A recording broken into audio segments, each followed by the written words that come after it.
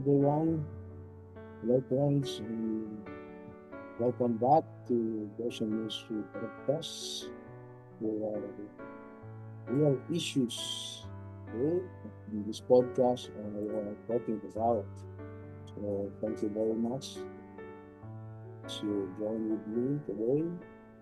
Ay pag-usapan natin muli ito mga bagay-bagay sa buhay po natin. So we talk about following Jesus, in the middle of every mess, every mystery and meaning. Again, I'm your host, Pastor Edric. Stay relaxed. Welcome back to the podcast ministry. And today, we're diving into something we don't talk about enough, but feels all the time, and that is spiritual struggle, okay, recognizing invisible battles.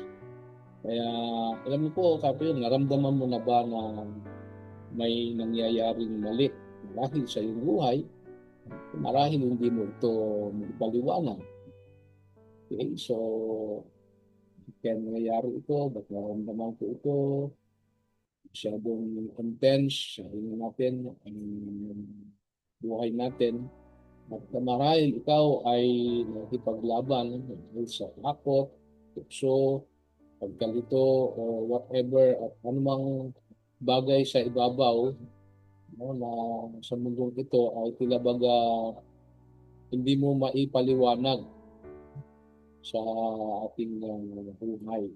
So what if the struggle isn't just emotional or financial, relational, or circumstantial? What if this struggle is spiritual? Okay, so that's our topic for this podcast. The struggle, spiritual, recognizing invisible battles. So let's talk about about the unseen war. The unseen war. The Bible makes it clear there is more going on than what we can see.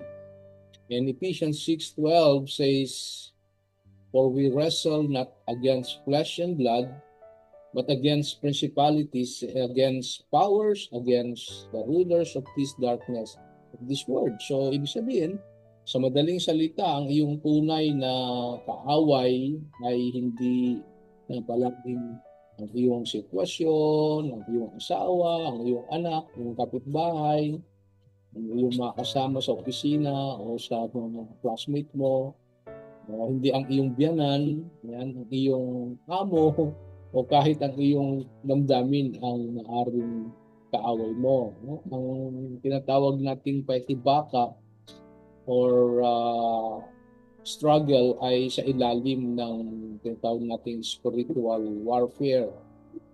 At sa Satan, doesn't need to destroy you.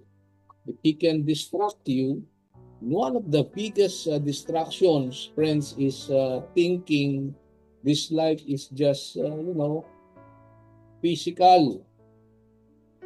Okay, so ano ang itsura ng spiritual na paghibaka? Siguro yan ang ating unang pagkakawag. Ano ba itsura ng spiritual na paghibaka? Well, ito ay unang-una pakiramdam na nalulula ka sa takot o pagkabalisa ng walang malinaw na dahilan marahil. O natutukso ka na sumuko, ihiwalay o isabotahe ang iyong sarili.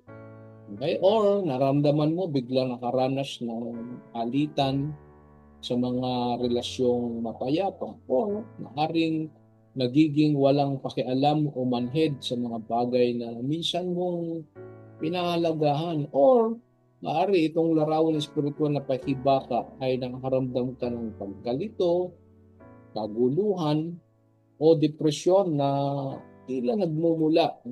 Hindi mo alam kung saan nanggagaling. So yan po yung mga maaring itsura ng tinatawag nating spiritual na pakibaka. So ang mga sandaling ito ay hindi palaging tungkol sa kung ano ang nangyayari sa paligid mo. Ngunit kung ano ang nangyayari sa loob mo at laban sa iyo. Kaya naman, napakahalaga ng tinatawag nating discernment. Discernment. Itanong mo sarili mo, ito ba isang masamang araw lamang? O ito ba isang spiritual na pag-atake na sinusubukang pahirapan ka? Now, yung tanong sa atin is, so how do we deal? No? How do we deal with invisible battles? How do we deal with invisible battles? So at least meron tayong apat na gusto kong ibahagi sa atin. Okay? How do we deal with spiritual battles? Number one is be aware. So pwede mo isulat, mag-take note ka para hindi mo kalimutan. Be aware. Spiritual maturity starts with spiritual awareness. So don't blame everything on the devil, friends, no? But don't ignore him either. Peter wrote, no? Be alert and of sober mind.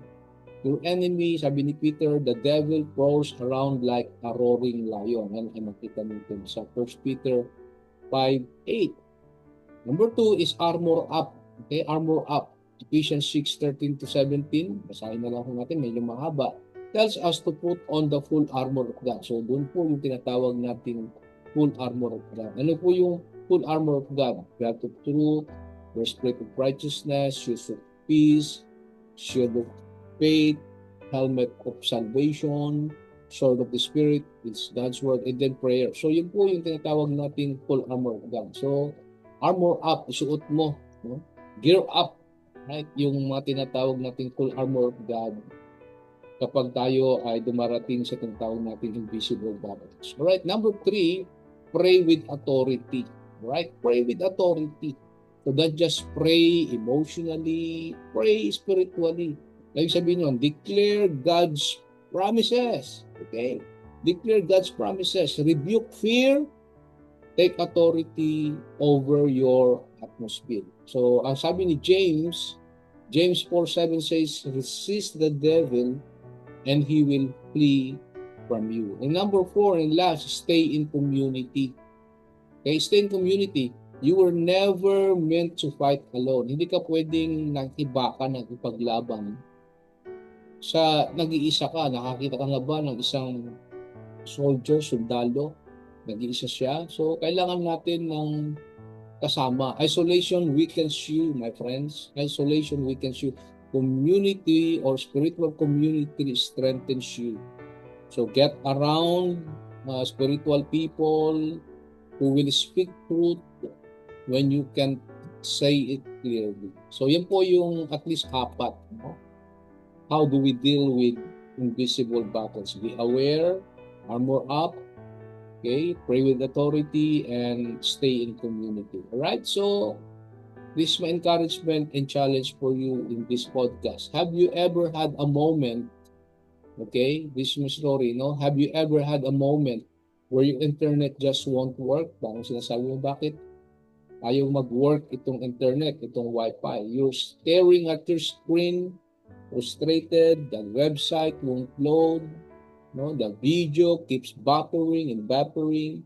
So, ginawa mo, you restart your device, nothing changes. Okay, then someone walks in and says, hey, Brad, friends, the Wi-Fi is out. Okay, the internet is out. So, biglang may katuturan ng lahat, di ba? Ang problema ay saan? Wala sa iyong device. Ito ay sa connection. Hindi mo makita ang signal, ngunit ito ay ang invisible na puwersa na tumutukoy kung ang lahat ay gumagana ng maayos o hindi. So, this is how spiritual struggles work. Okay, this is how spiritual struggles work. Katulad ng ating illustration about the Wi-Fi. Okay, we often focus only on what we can see, our circumstances, relationship, stress, or anxiety. But many times, no, friends, the real issue isn't just physical or emotional or financial. It's spiritual. Okay? Meron isang hindi nakikitang digmaan na nangyayari sa background. At ang Ephesians 6:12 ay nagpapaalala sa atin na hindi tayo nakikipagbuno laban sa laman at dugo, kundi laban sa mga pamunuan, laban sa mga kapangyarihan, laban sa mga pinuno ng kadiliman ng mundong ito. So, just like Wi-Fi, yung internet, friends, spiritual battles are invisible but real. Let me repeat that. Just like internet or Wi-Fi connection, spiritual battles are invisible but real. And unless we recognize that, we'll keep trying to fix surface level problems while missing the deeper issue. So when life feels like it's buffering, my friends, okay, slow, frustrating, and confusing, maybe it's time to check the spiritual signal. Okay, so are you connected to God? Are you connected to God? Are you fighting the right battles with the right weapons? Because the battle is spiritual, and recognizing that changes everything. Kung ikaw, kaibigan, kung ikaw ay nasa isang mabigat, mahirap na panahon ngayon, hayaan mong ipaalala ko sa iyo ang pakibaka ay maaaring spiritual, ngunit ang tagumpay ay nasa iyo pa rin kay Kristo. Hindi mo kailangang intindihin ang bawat laban para mapanunod ito. Kailangan mo lang manatiling konektado sa isa ng tagumpay ng Lord Jesus Christ. He is always a victorious God. No? So, doon tayo sa nagtagumpay niya. Jesus, friends, didn't promise we wouldn't face battles. But Jesus promised we would face them alone. Okay? Jesus didn't promise we wouldn't face battles. He promised we wouldn't face them alone. So, ang tanong ko sa inyo is this, ating reflective questions this. Meron bang sitwasyon sa iyong buhay na maaaring may spiritual na dimension na hindi mo mapapansin? O anong peraso ng balutin ng Diyos ang pinakakailangan mong palakasin mo? Okay, so that's my question. If you want to comment or if you want to say something about the question about this podcast, you are free. Malaya kayo na mag-comment in that comment section. So, let us pray. Manalangin po tayo. Let us pray. Heavenly Father, thank you for reminding us that not everything we face is what it seems. Open our eyes to the spiritual battles happening around us. When we feel overwhelmed, help us to see beyond the surface and discern the deeper fights for our hearts, minds, and purpose. Panginoon, turuan mo kaming isuot ang buong baluti ng Diyos. Palakasin ang aming pananampalataya, patalasin ang aming mga isipan sa iyong katotohanan at protektahan ang aming mga puso ng katuwiran. Tulungan mo kaming tumayong matatag, hindi sa sarili namin lakas kundi po sa iyo. Kapag nakaramdam po kami ng pagod, ipaalala sa amin na ikaw ang aming kanlungan. Kapag naramdaman kami ng pag-atake, ipaalala sa amin na nalo ka na. Sanayin kaming lumaban hindi po sa galit o takot, kundi sa panalangin, pagtsatsaga, pagpupuri at pagsamba. Pasalamat po sa iyo. Our Father, Lord Jesus, Holy Spirit, make us aware, Lord, not afraid. Make us watchful but not anxious, and remind us that even when the battle is invisible, you are always present, always powerful, and always fight for us. In Jesus' name we pray. Amen and amen. So, friends, brothers and sisters in Christ, thank you for joining me today on Goshen Ministry Podcast.